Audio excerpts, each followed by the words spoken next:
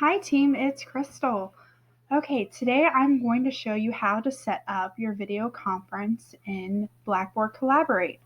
Yesterday we went over how to create your session, so today I'm going to actually show you how to initiate that session and have a video conference with individuals. Okay, first I want to start out by letting everybody know that Blackboard Collaborate and especially the video sessions work best in Google Chrome. So if you have Google Chrome on your desktop, please use that for video conferencing. And also to use the Blackboard Collaborate tool, it just works much more sufficient. It doesn't have as many hiccups as Internet Explorer does. So encourage individuals to use your link in Google Chrome. Okay, so I'm going to go ahead and enter my session. All right, you could do that one of two ways. So you could either click the session options. It's going to allow you to join the session that way. It'll also give you options to resend that link or get that link again to send out to individuals. It's going to give you that dial-in option as well. However, remember that does not work at this time. All right, so I'm going to go ahead and join my session. So you can join your session by using your session options or by clicking the overall button on your dashboard. All right, I'm going to go ahead and join my session. We're going to get a welcome screen here in a moment. Let's wait for this to load.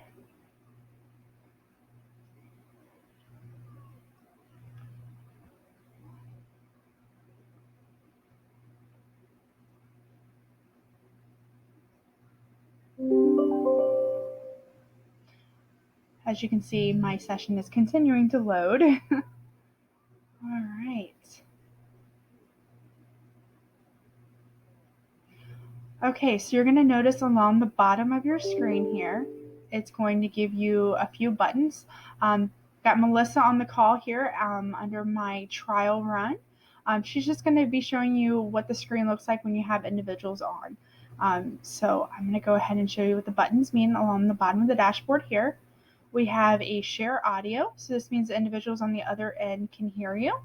We're going to share video, which means they can see you.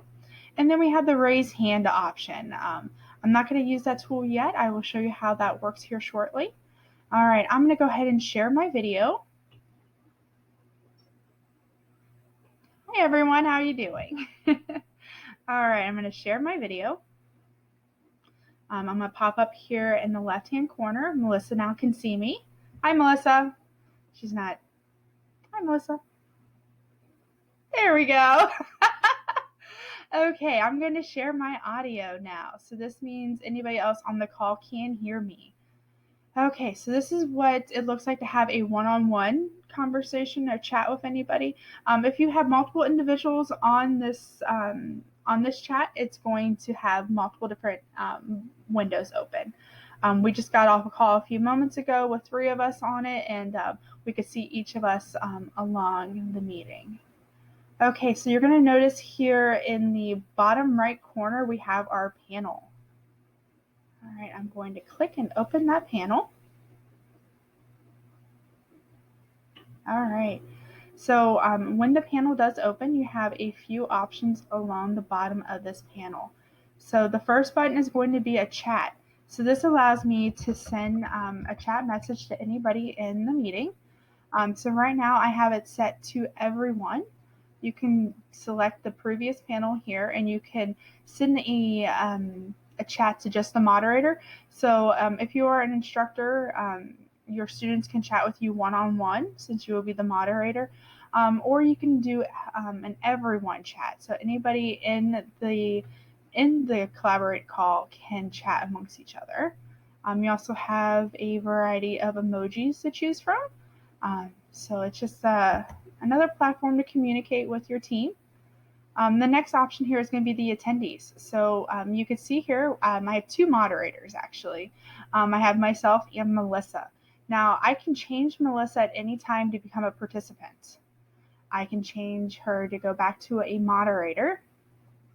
So as a moderator, you have the ability to change individuals' status.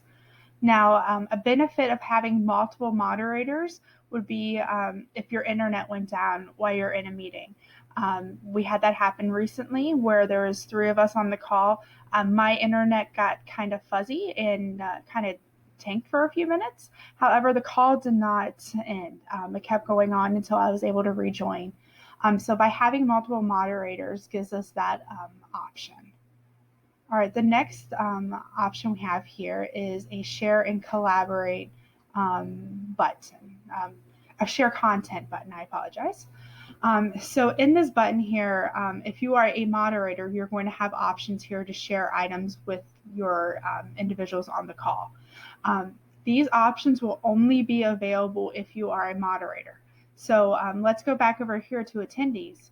If Melissa is a participant, she will not have access to these items. If Melissa is a moderator, she will have full access to these items. So this is a really good tool if you have individuals on a team who are meeting.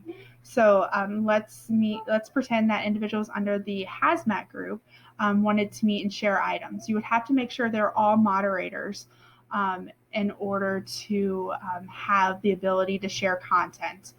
But if they're just participants, they will not have that option. Okay, so I'm going to go ahead and show you how some of these share content buttons work. So the share blank whiteboard. So this is just as if you have a whiteboard in your classroom. You have the ability to write on here. So let's do text. You can draw on here. And you have the ability, now if you press clear, it will clear the entire item.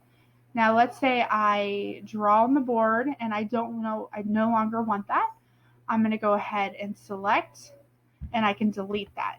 So if you have multiple items on the board, it won't delete everything. It will only delete said item. Okay, to stop sharing your whiteboard, you can go ahead up to stop sharing.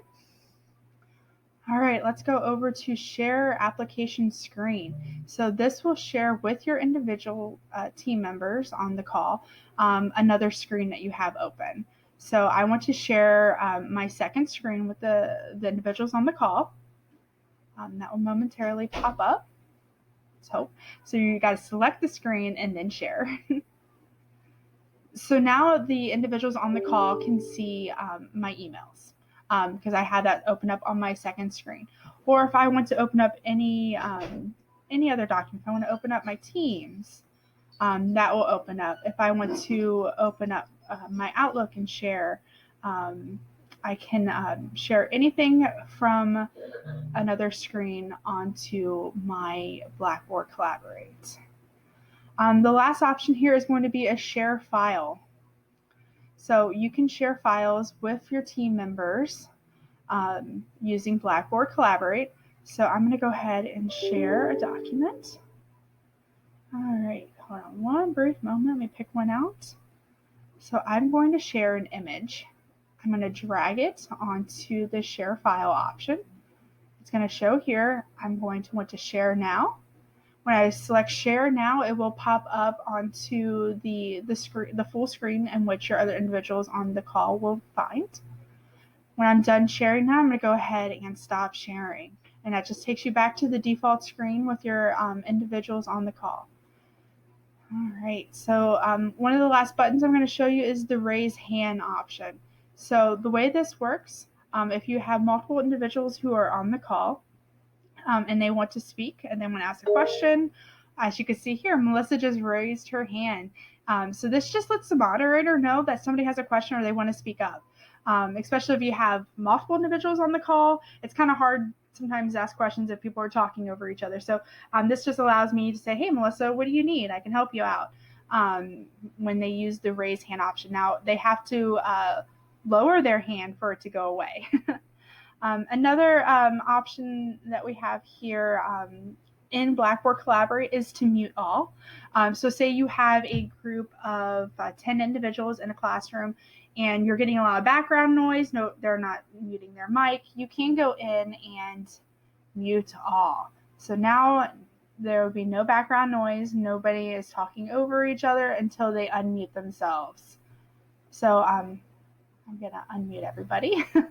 So it's just Melissa and I on the call right now doing the practice run. So I think I touched on most of the key items on the video chat. Along the panel here, you're going to get your name of your meeting itself. So this is my tutorial trial. Now, remember yesterday I mentioned recording. So if I wanted to record this entire session to use at a later date, I would have started at the beginning of the meeting by pressing this left panel and go to start recording. Therefore, it would have recorded this entire session. I would have been able to share this session with other individuals. I am using an external recording database right now. But when it comes to sharing your session that you just created with individuals, you would use the start recording option and you will stop the recording at the end. All right, another option at the end to leave the session. So when you are done, you will want to leave your session. So bye, Melissa. We'll see you later. I'm going to go ahead. It's going to give you like a rate your session video at the end.